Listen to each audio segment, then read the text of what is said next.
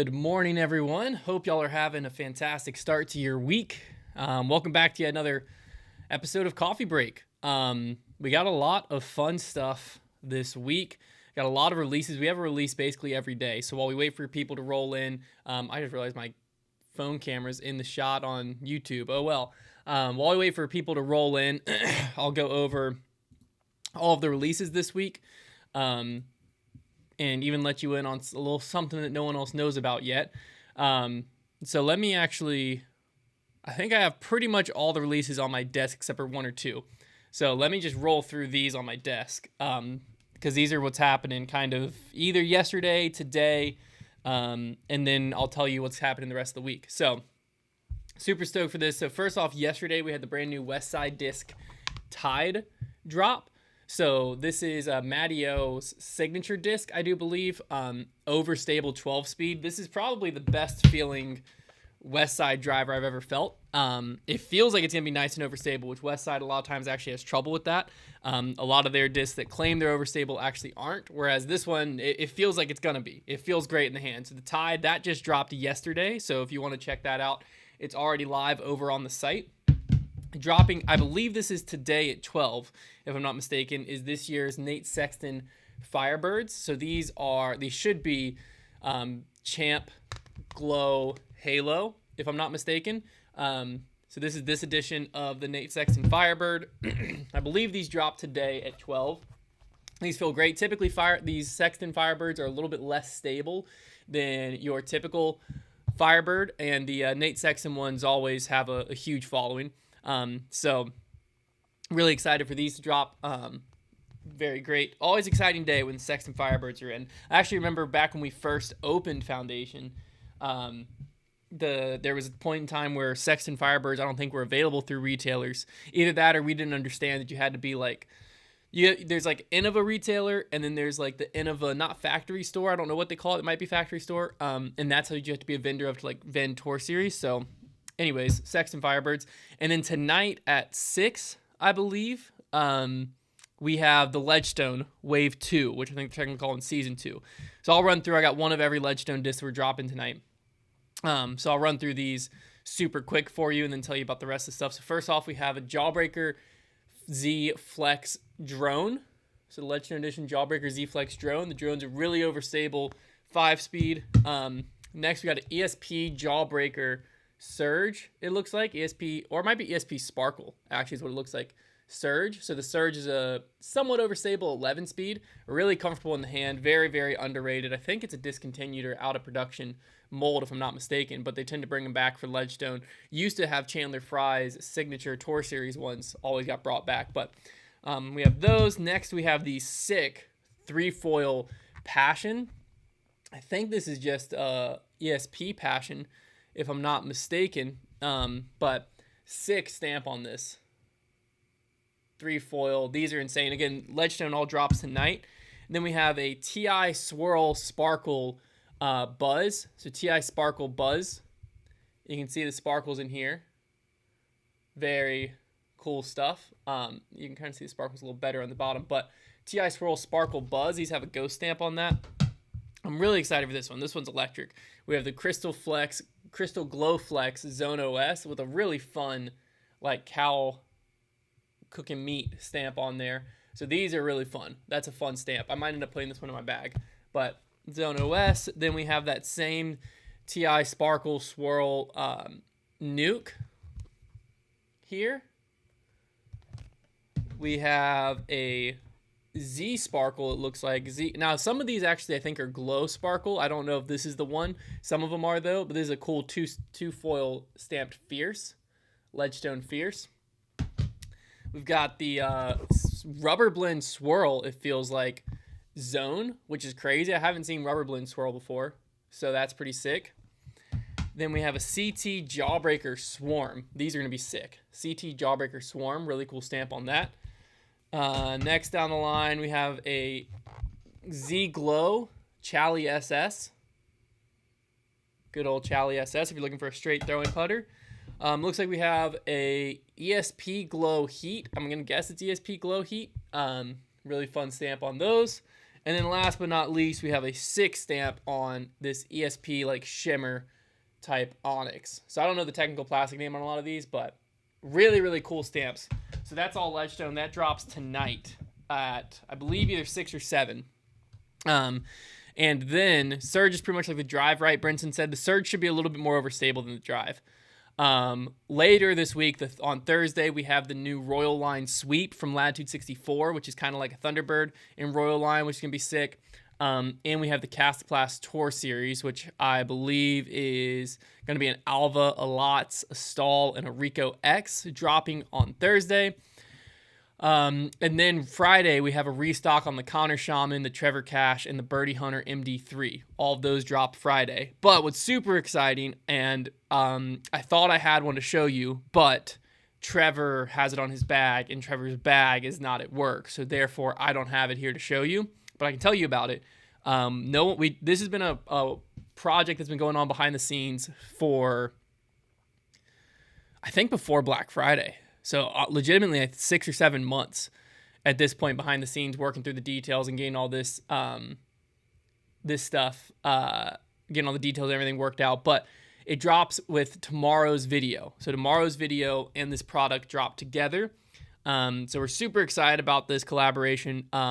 So it is a foundation edition of Crazy Caddy. So if you know what Crazy Caddy is, it's a like wheel that clicks onto your bag and you spin it and it lands on stuff and it tells you how to throw the upcoming shots. There's Crazy Caddy, Crazy Caddy Pro, and those are pretty like standard shots. Crazy Caddy Pro can get a little wild. And so we took that game and put a foundation spin on it and made it into, it's the same idea. So you spin, the foundation logo's in the middle, you spin it with an arrow and it lands on things like your most overstable disc, your flippiest disc, your fastest disc, your slowest disc, offhand, roller. Your opponent can choose. You get to choose one. There's a jail where you can put a disc in jail of your opponent's. And of course, ice cream. You can land on ice cream like we always do in every video. So super excited for that. So that drops tomorrow, Crazy Caddy Foundation Disc Golf Edition. So we've been working with them, like I said, for like 7 months on that. And we're super stoked for that to finally drop. So the video of us playing it for the first time ever comes out tomorrow. And when that video comes out, the Crazy Caddy Foundation Edition drops alongside it. So that's super exciting. We have a few other things that we're still working on. That's coming soon, some more products like that, but yeah, we're really cool. We're really excited about that. It's gonna be a really cool product. I think a lot of people, a lot of y'all really like Crazy Caddy, and this just takes Crazy Caddy and puts a foundation spin on it. So I think people are gonna absolutely love it. We had a blast playing it. We already figured out a few like little nuances of, okay, next time we play it, this is how we can like put our spin on it even more, you know what I mean? Like it's already a foundation product, but like Ripped Revenge to a certain extent, where like there's the right way to play it, and then there's the like super chaotic way to play it, you know what I mean? We've already figured out some of the like, oh, this is if we want to make pure chaos, these are some of the things you can do. So every time we play this game, I'm sure it's gonna get better and better. But the first time we play it comes out tomorrow at 5 alongside the product drop. So be on the lookout for that. Very, very excited for that. So what I want to talk about briefly today before we get into the questions. So throw questions in the YouTube chat, throw them in the Instagram chat. I'll be taking all the questions from there. I didn't put a thing out on the story for a like prompt, but if you have ever noticed, maybe the hat on my head or the flag in the background was an indicator. I love BPN, and they're moving into their new warehouse this week, and in doing so, obviously they're like reflecting back on the start of BPN and how they got to where they are and yada yada yada. And in doing so, like Nick has been talking and showing a bunch of clips of their old warehouses and stuff, and it just brought back a bunch of memories of like how Foundation started, and a lot of our, not history per se, but just like, I don't know, the fond memories of the past of because we're still a very, very small company. I think actually a lot of people think we're bigger than we are, but we started in a basement of a room, like a room in Paul's basement out in his house in Good, is where it started. And then obviously it's expanded and grown from there. But one story I realized, because I've told the story of when we first started that first year, we basically misunderstood the negotiation that we had with manufacturers for how long we had to pay back, because we basically had like discs on consignment when we started, and a lot of invoices were coming due way sooner than we thought. And then that was what birthed the first Crystal Raptor drop, and that's like the drop that saved Foundation in a lot of ways. I've talked about that a bunch, but I was talking to someone in the industry, in the disc golf industry, last week, and we were just kind of chatting it up, and I was saying how, like, my opinion was the COVID bubble burst back in 2022, and basically nowadays we're just seeing, companies are struggling from that burst that happened. And we were just kind of talking through that, and I realized, like, I've shared that opinion, but I haven't ever really shared how it affected Foundation. And so I thought, I'll just kind of talk through 2022, because I think 2022 is the year that really changed Foundation into what we are today. Because if you look at 2019, that whole year to 2020, we were very, very, very small. Like, we're talking, like, we did in a full year what we do in a month now, right? Like, we were very small. Actually, might even be less than that. 2020 is when Brody bought in, and we announced Paul as an owner, because in 2019, Paul was kind of a behind the scenes guy.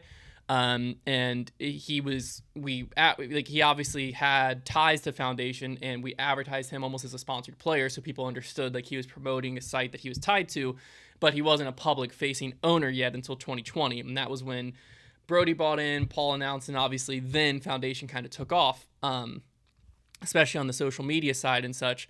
And so what we were able to do is, like, in 2020 and 2021, much like most of disc golf, we were just kind of riding that momentum, riding that wave, and we didn't have to think about processes. We didn't have to think about why we did the things we did. We didn't have to think about even how to market, right? Disc golf was just exploding, and it made running a business in disc golf so easy. You didn't have to think about anything. So 2021, the media side was big. And then we were a drop business. And what I mean by that was basically once a month we would have, or maybe every other month, we would have a custom release of some type. So, like, kind of similar to what Ledgestone does, where you have like a CT Jawbreaker Swarm, where, like, this is not a stock disc. We were doing this type of thing like every other month, where we would constantly have CT Jawbreaker Wasps were a big one. ESP Swirl Impacts, Crystal Raptors, CT Zones, CT Buzzes. We did so many of them. And so that was like 2021. Pretty much every month or every other month, we would have very low orders, very low traffic to the site, but we didn't care because, the third week was coming, and that was when ESP Swirl Impacts dropped, and we were going to sell out of them in 2 minutes, literally. We had to, like, worry about bots being put on the site because people were trying to buy them up because you could resell them for like $80 the next day. People were reselling them before we had even shipped them to them. They were getting listed on eBay. It was crazy.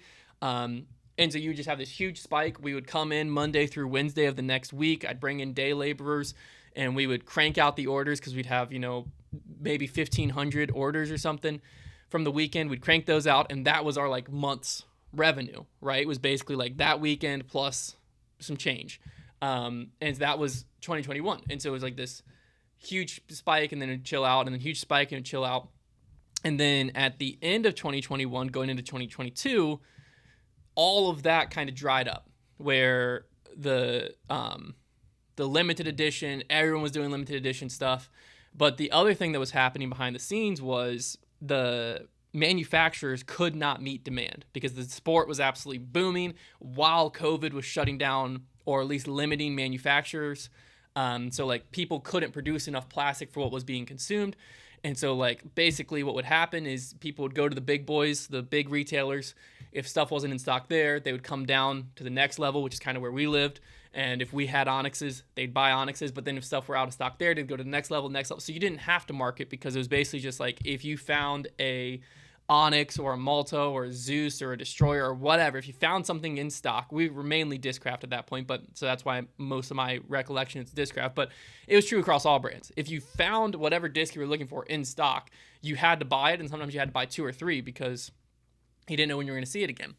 And so manufacturing got behind because then all the manufacturers' stock reserves were getting eaten up because they're having to run a skeleton crew, and they had to decide between like filling orders for retailers and actually making discs. And so that led into 2022. So into 2021, you had the custom drops game winding down. People didn't really care that much about it anymore, or the demand wasn't the same. You could still sell out in a weekend, but you couldn't sell out in 2 minutes. And then you also had the really high demand for stock discs, but demand was starting to get met. So that leads us into 2022. So we're going in there, and we're coming off our biggest year ever. And like I said, life was easy. You didn't have to think about how to run a business or what you just had to hype up a disc and it sold. Well, then in 2022, what happened is manufacturers started to all operate differently, where a lot of times you were ordering against the production schedule. And so it was like, here's what we're going to be making over the next 3 to 6 months. How many do you want? And then, because you weren't ordering against stock on the shelves anymore, you were ordering against what companies were making. So it was like, okay, I'll take this many of this disc, this many of this disc, and then they're going to be made over the next 3 to 6 months. Once they're shipped to you, you're billed for them. Now, keep in mind how Foundation started. With a lot of manufacturers, we had negotiated consignment type deals. So you had like, some of them were like net 60, net 90, net 180. And what that meant is when you got the invoice, we had X amount of days to pay it. So nowadays we don't work like that. We pay before a product ever ships to stay current. And a lot of that is because of what happened in 2022. So we're ordering a lot of times thinking this is our next 6 months worth of inventory from this manufacturer, because sometimes we'll just do Discraft again. And obviously the Swarm wasn't around back then, but if you had like Swarms and Onyxes on the order form, well, the Swarms, as soon as they're ready, they're going to ship. And sometimes it might only ship partially, right? And the same thing with the Onyxes. As soon as the Onyx is ready, it's going to ship. And if you order 300 Onyxes, you might get 100, and then 100, and then 100. And so that was like, that was how it worked, like, because all manufacturers were trying to keep up with demand, and all retailers were just trying to fill our shelves because we had nothing. And so we were placing all these orders expecting, 6 to 9 month lead times. Also in that time, we worked with people down in Charleston to open the Charleston store in the summer of 2022. And to do that, we fronted a lot of inventory, and alongside that, a lot of money that was tied in that inventory. So we had cash tied up down there in inventory. Then we had a bunch of orders with manufacturers, and all of that's happening as the entire disc golf market is shifting. We were fortunate that we didn't over leverage ourselves, and I don't think it's because I noticed something big was coming. I think I'm just I'm not a big risk taker. And so I think that is really the only thing that saved us. Is I am a very, like, if I promise someone a salary, I tell our workers this all the time. If when we're talking through salary or we're talking through raises, like, if I promise something, I want to make sure Foundation can sustain this forever. I don't want to risk someone's livelihood on where I think disc golf's going to grow and where I think Foundation's going to grow. So we don't do big risks when it comes to a lot of things. And I think that's more what saved us than seeing, writing on the wall, this is what's coming. But regardless, so we have a bunch of money tied up in Charleston. We have the whole disc golf market shifting, and we have all these orders that are for the next, in our head, 6 months with manufacturers, right? Well, then I believe it was around like September or October, a bunch of orders shipped, basically all at once. And next, like I said, you got billed when the order shipped. So next thing we know, we had what was the next 6 month, maybe a year, whatever, the next 3 to 6 months worth of inventory show up at once. So what we thought we were going to be getting over 6 months showed up at our doorstep at once. And alongside that, the inventory or the bill, the invoice for it. And so that created a really stressful situation for me, because I think, I didn't, obviously as the business owner, you hold the responsibility of it a lot more than any employee would, because it's, at the end of the day, their job, but it's not like, I don't know, it's different. And so that all came in around October, November. And I remember looking at it, and like the amount we owed to manufacturers was considerably more than the amount we had in the bank. And I'm a big Dave Ramsey guy. I hate debt. I do not go into debt. And I realized at that point, I was like, I accidentally just put this company into a bunch of debt, basically, because we had net 60, net 90, net 180, whatever you want to call it, terms with our manufacturers. And we now had invoices due. And so basically we had like whatever that term is, that many days to sell enough product to pay these invoices, not to mention payroll and all the other typical business expenses. And so I was like looking at it and I was like, we have royally screwed up. And is mainly just because that was when manufacturing caught up to demand. That was where it got met. And so what also happened there was all of a sudden there wasn't the trickle-down effect where if you wanted an Onyx and you went to the big boy retail store and they would have Onyxes in stock. Or if you wanted a Destroyer, they would have Destroyers in stock. If you wanted a EMAC Truth, they had it in stock. So next thing you know, there wasn't that I checked here, so now I'm going to check Foundation, so now I'm going to check.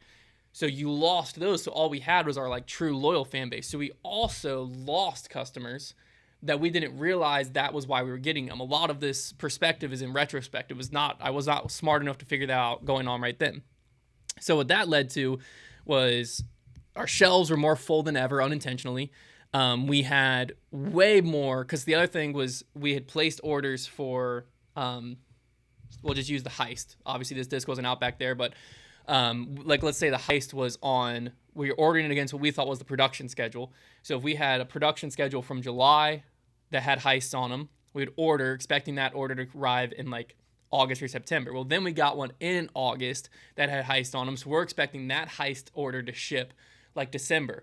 And then we got one in like October, so we're expecting that Heist order to ship in like January. Well, what ended up happening is all of those Heist orders that we had thought were going to be like August, December, January, or whatever that spacing showed up in October, right? So now it's like all of a sudden when you thought you needed 300 Heists to last you for a few months, you ordered 300 3 times, you have 900 Heists that just showed up at your door all at once. And you're like, holy crap.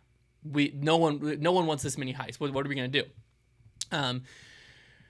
So that whole year led to where we were in a really stressful situation. Luckily, I was able to work with manufacturers and be like, hey, this is the situation that we're in, and they understood because that basically everything was shifting. So how it was working wasn't how it worked anymore. And so we were like, hey, we thought we were getting these in October and January. They just showed up at our door. So if we're with this manufacturer net 180, I was expecting to have 180 days. Like I was expecting to be able to pay you January 1st, but I was expecting to have 180 days. So I was expecting to have till March to pay this off, not to have till December to pay this off, if that makes sense. And the manufacturers were super understanding because it was all unprecedented. Like none of this, we were all adjusting to the same thing. Demand was going down, but supply was going way up, and so finally there was the supply to meet demand, so we could finally actually see where is disc golf at. And it was at a time of everyone being able to go back to normal lives, and it was chaos. And so what was really good about that, though, what it did for Foundation is it put a bunch of friction on us, put a bunch of stress on us, and we had to actually figure out who we were, figure out what separated us, and figure out how can we move all of these discs, because if we don't move these discs, we will be out of business. And so what that ended up creating initially was what is now turned into our monthly subscription box. Back then, it was a monthly mystery box, and it was all stock stuff. So if you've been subscribed to the monthly subscription box for long enough, for years, at this point almost 3 years, you'll remember the first monthly subscription boxes were just stock stuff. Like that was it. And the reason it started was because we had so much excess inventory that we just needed our cash back out of it. It didn't matter if we sold it for a profit or not. We just needed our cash back. And so we started the subscription box. And then as the subscription box gained traction, then we realized like, oh, there's a whole market here. And then we shifted to our new mindset with the subscription box where it's not moving stock stuff. We order and it's curated specifically for it. But it started out of necessity of we're just doing mystery boxes. We were very upfront of like, these are stock mystery boxes. And you know, it also made us rethink like how the website worked. It's what eventually led us to doing like text deals that eventually led us to developing the app we have, all of that. And I think the subscription box was definitely a big thing that got us out of it. But really, it was just the focus on, there is no world where now, like before, if this was our drop, the CT Jawbreaker Swarm, if this was the release we were doing, our format was literally just, this day we post a teaser video, this day we post the reveal picture, this day we drop a full-length video on YouTube, this day we post another picture, this day is the video of us throwing it, and release day, we post a picture at 5 p.m., they're sold out by 5:02, we pack the orders on Monday. That's our whole business plan. That's our whole model.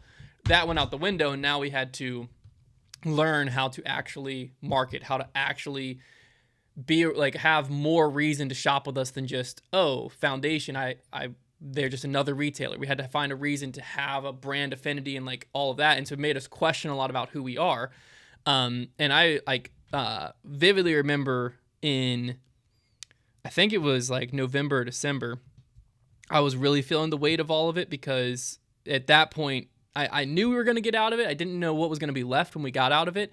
I had no idea that we were going to actually end up growing in 2023 and 2024 and being in a much better place today.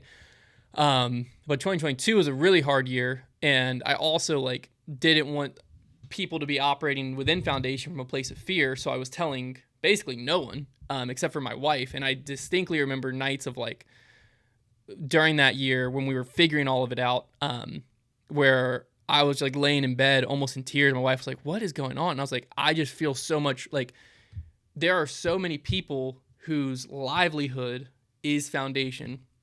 And if I don't figure this out, they're not going to be able to, like, they're going to have to go find another job, and they're not going to be able to put food on the table because of basically my stupidity is what it felt like. And that was a really bad and unhealthy way to deal with it, but that was how I dealt with it. And so what's funny is, well, not funny, but nowadays I catch myself slipping back into like operating from a place of fear because I don't want to do what we did in 2022, not realizing that like we've corrected so many of the errors we made in 2022 throughout that year in and of itself, and then into 2023, and especially in 2024, we've put systems in place. We've developed so many different revenue streams, and we've really evened things out where it's a much more like consistent flow of revenue from a bunch of revenue streams instead of just one thing that we all relied on. And so, yeah, 2022, looking back on it, was the best year that ever happened to Foundation because it made us dig in and look at who we are, and it made us realize what actually separates us and what can we actually do to build a brand, create a following, create fans, not just customers. And why do we exist as a company? We can't just exist just to sell discs, because that's not going to work. So 2022 ended up being, I think, the best year for Foundation, even though it was one of the worst years for Foundation, because it made us really dig in and question it. So yeah, that's the story of 2022. Never really talked about it, but I thought it would be, a good little peek behind the curtain. And it's also why we take so much pride in a lot of the stuff we do nowadays, is because a lot of that stuff was birthed out of necessity during that 2022 year. And as we started to do it, realized the demand for what we were doing. We actually started to build momentum on something more than just disc golf. We were able to build our own momentum. And we were able to kind of control our own future, if it felt like, more so than if disc golf's up, we're up. If disc golf's down, we're down. Which I just don't like. I don't like being controlled by something else. I don't like being controlled by like, well, we're going to have a down year because disc golf's having a down year. And it's like, well, but what can we do to change that? And it really shifted how we looked at a lot of things. And I think it ended up being the best. So there you go. A little glimpse into Foundation. I want to start doing some more content because I realized too that one of the reasons I love BPN so much is Nick, the owner of BPN, takes you behind the scenes so often that it feels like you're growing with the brand and you're a part of it. And I feel like I don't do a good enough job with Foundation of that. Mainly because I don't like doing vlogs, but I think that vlogs are the best way to do it, if just like bringing you along. Because I went back and looked, and we have some vlogs from like me and Zach unpacking orders or unpacking inventory in Paul's garage. And then we have some, our old, what was our retail store, but it was like our warehouse, and all of that eventually turned into our retail store.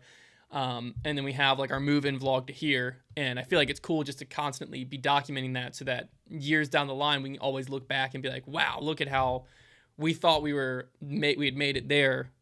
Look at how small we were compared to now. Because that's what it constantly feels like now. As I look back at like 2021, I'm like, we had no idea what we were doing back there. It's hilarious. But in that moment, it felt like it was the coolest thing ever. And it's just fun to look back on. So, all right, let's answer some questions now. Here's a good one.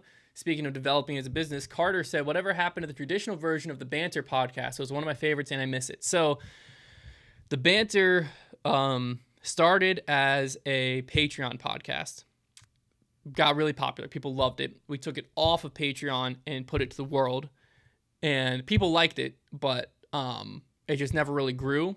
And so it became just like a thing we did every Wednesday that was more just for us inside the walls. And it just made less and less sense and became more and more of a burden as we got busier, where it's like, we got to sit down and do this podcast that is pointless to a certain extent.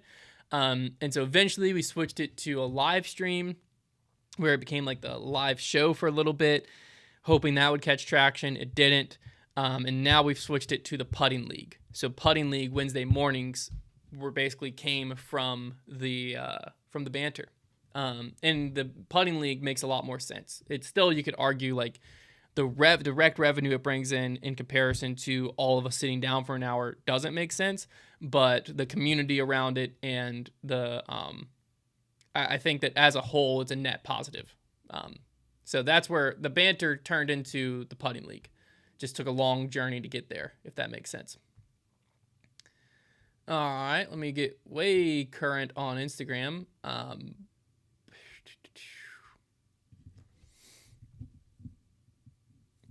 Let's see. Oh, Shay said, wasn't there a Zeus or Force order where you did a big pre-order and then they only sent you a partial order and it wasn't enough to cover the pre-order? I remember you and Zach posting a video. There was a pre-order, because I don't remember what the disc was. But it's the reason I still to this day don't like pre-orders. But I don't think it was a Zeus or a Force. It might have been a Luna. But whatever it was, we hadn't been burned yet. Not the Discraft burned us in that, but like we hadn't made this mistake yet, where like when you submit an order form, which modern day manufacturers aren't so much like this, but back then pretty much every manufacturer, you were submitting an Excel spreadsheet.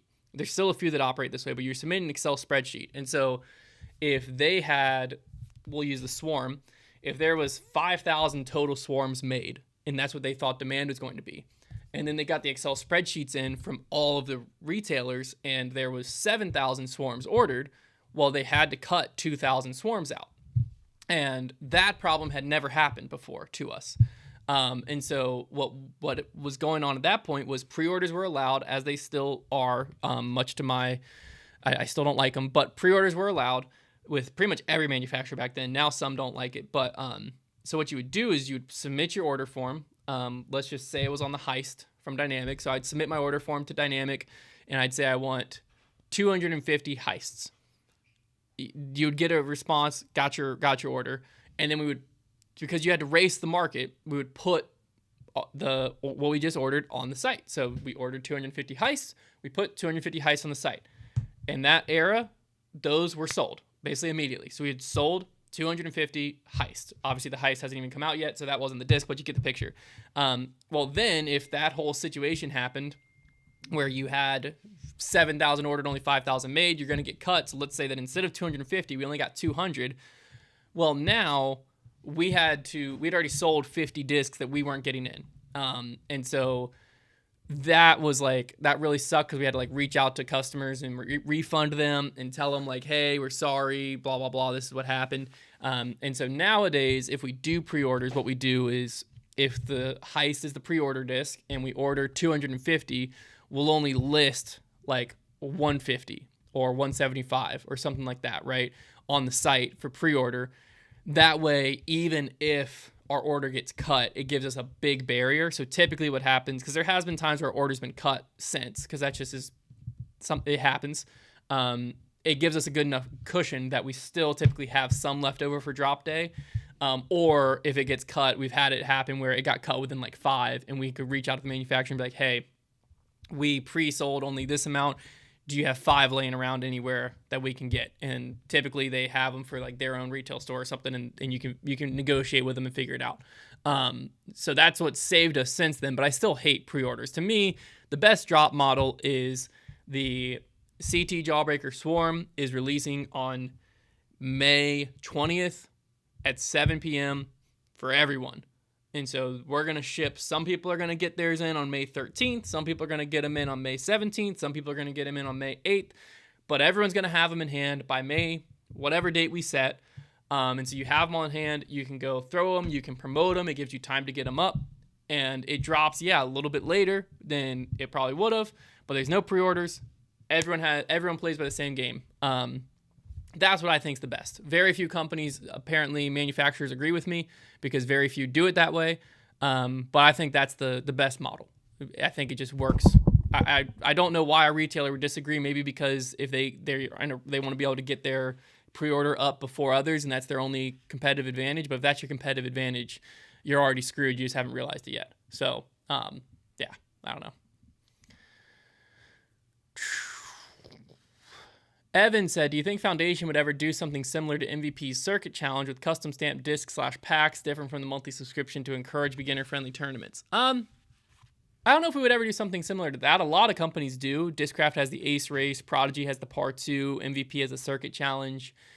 Dynamic and them used to have the Trilogy Challenge. I don't know if they still do it. So it's a cool model. We do have a plan that I'm not going to spoil because it's not going to happen for several months, but it's close to this, but it's a Foundation spin, if that makes sense. So,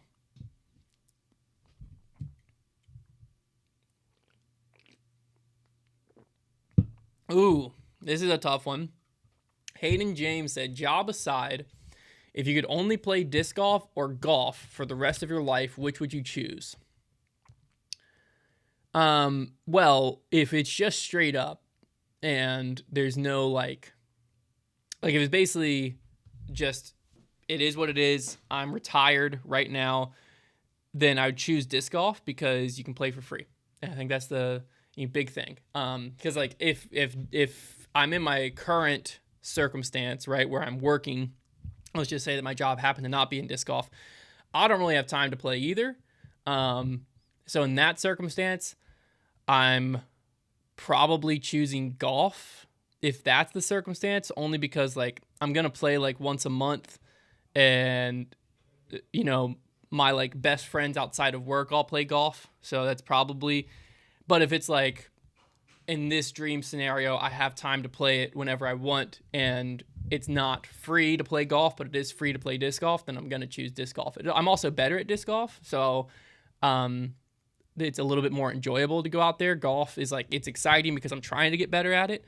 And so there's like that excitement of like, you're trying to get better at something. But if I was just going out and just playing golf at my current skill level as frequently as I play disc golf, I feel like I would get very frustrated very quick. It's a way harder sport. So I don't know though. I'm glad I don't have to choose because I love them both.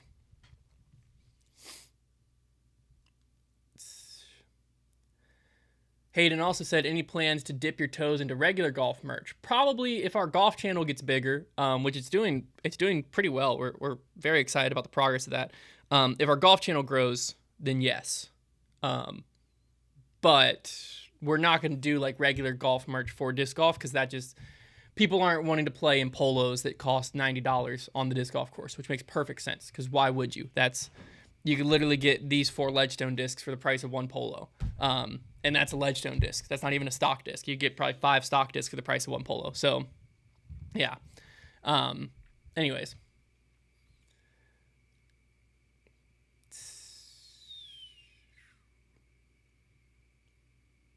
Ooh, TLS17 said, how is the new London coming along? As far as I know, it's coming along great. We should be getting an early look at it. So that video will be coming out relatively soon. I think last I heard, they're still on pace to be opening it to the public at the end of May, beginning of June. I don't know if they've made an official, like, this is the date it's opening yet, but I know the original target a while ago was Memorial Day weekend. So regardless, kind of end of May, beginning of June, I think they're still on pace for that. I think when it first opens, they're going to leave because, like, some of the old holes, you just play it, the old holes. So they're not going to replace the turf and, like, the tee pads on those yet. But by the time of the Tour Championship, all the tee pads are going to be new and all of that. So, like, they're going to open it where it's, like, still has a little bit of work to do, but that way it can just get back to where people can play it. So I think that will be, but we're a few weeks away. So you're probably like a week and a half or 2 weeks away from seeing our first video at the New London, which is super exciting. But yeah.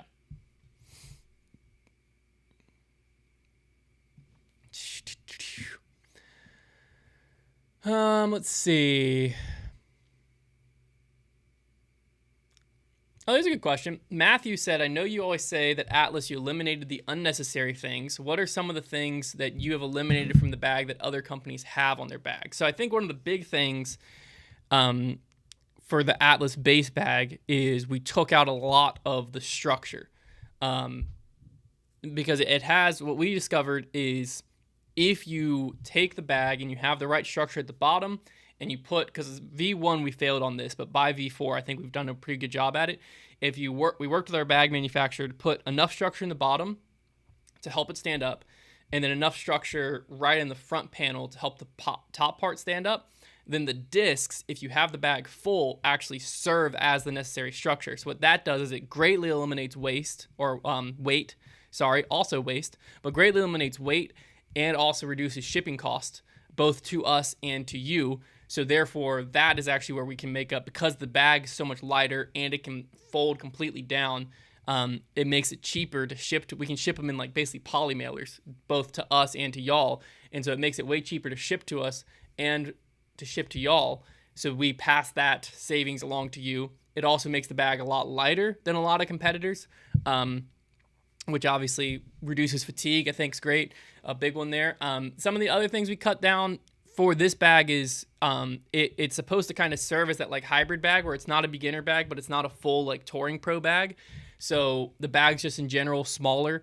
So overall material is less. The interior, like, pockets, there's less of them, because this isn't supposed to be the bag you're touring with. That's our pro bag that is, hopefully we should get fingers crossed, the final prototype we should be getting in the next week or two. And if that's actually the final prototype, then we can greenlight production and move from there. And that one will have more structure, bigger pockets, more storage, yada, yada, yada, because that's supposed to be the bag that, like, touring pros could use. So, but yeah, hopefully that makes sense.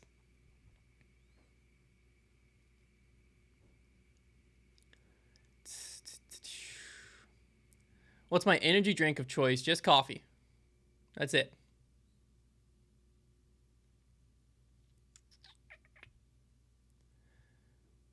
Zach L said, met you and Connor at MCO. Will Foundation be at any other Pro Tour events this season? Going to be at Idlewild in August and want to get some stuff from the booth there. We will not be at Idlewild, but Trevor and I will be at the Discmania Challenge out in Des Moines, because we're going to be playing in their Creator Challenge out there, which we're super excited about. So if you're going to be in Des Moines, check us out. I don't think we'll have a booth. We might be working with a manufacturer to do, like, a collab drop out there. So stay tuned for that. It's not fully locked in, so I won't say anything else about it, but it should be fun.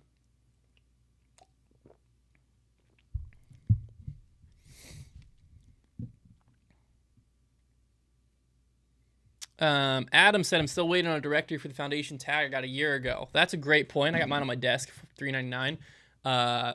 Jason, I think, was working on it. I don't know what ever happened with that, but that's a good point, Adam. I don't even know if people ever really played with them. So Adam said, I'm taking the month off from coffee. I feel exactly the same. Only difference is I now miss the ritual of drinking coffee. Yeah, it's not really about energy for me as much as I just enjoy coffee. I like making coffee. I like the taste of it. I like the habit of it in the morning. It's just kind of how I start my day. To be honest with you, a lot of mornings, by the time I end up, like, I'll be drinking it while I'm doing my devotions and reading, and then my son will get up, And by the time I get him up and like start playing with him and he wants to do whatever, next thing you know, by the time I get back to my coffee, it's like ice cold and I only drink like half it. So it's definitely not about energy for me. It's just about the habit of it. I just love it. So, all right, we're going to wrap it up. We're going to do like one more question. Shay said, I hear other retailers complain about the quote unquote release date model because they don't like holding inventory if they get their order early and the drop date's weeks away.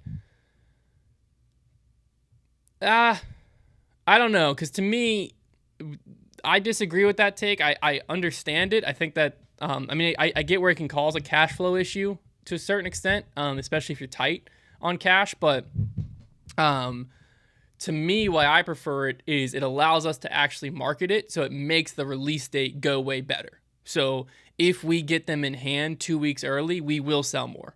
There's just no way around it because we will actually be able to get it in front of our audience consistently. We might be able to put one in our bag in a video. We'll be able to actually shoot content, get outside pictures with it.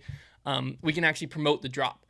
And so if we can do that and have a specific release date, we will end up selling more than if it's just release them when you get them in, or even the pre-order. Like we're selling discs that we've never seen. So people are asking us questions about like the balance. We just pre-sold the balance. People are asking me questions about how the new balance flies, and I can't answer them because I don't know. So it's all preference thing. We'll do whatever, is other companies are doing and whatever manufacturers allow. That's what we'll play by. But I just always prefer like, this is the set drop date and time. You'll get them in, before, and that's that. So I feel like every company's going to be different. So it is what it is. But that's going to wrap up this week's coffee break. Hopefully you enjoyed a little sneak peek into the year that kind of changed foundation, if you will. 2022.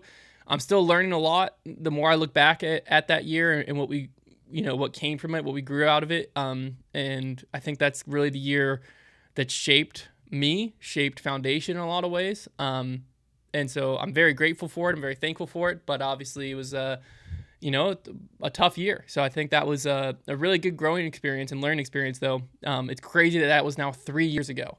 Cause that was also the year I had my son, 2022. And so time has never went faster than the last 3 years. Having a kid just makes everything just flies. You just blink and next thing you know, I have a 3-year-old. Well, he'll be 3 in a few months. It's just wild stuff. But hopefully you enjoyed. Appreciate y'all tuning in. Don't forget to check out the Tide is already live on the site. Ledgestone's going up tonight. The Nate Sexton Firebird tonight. And then we got a bunch of fun stuff dropping, including the Trevor Cash, Connor Shaman restock this weekend. So check out all that, foundationdisc.com. And I'll talk to you again next week.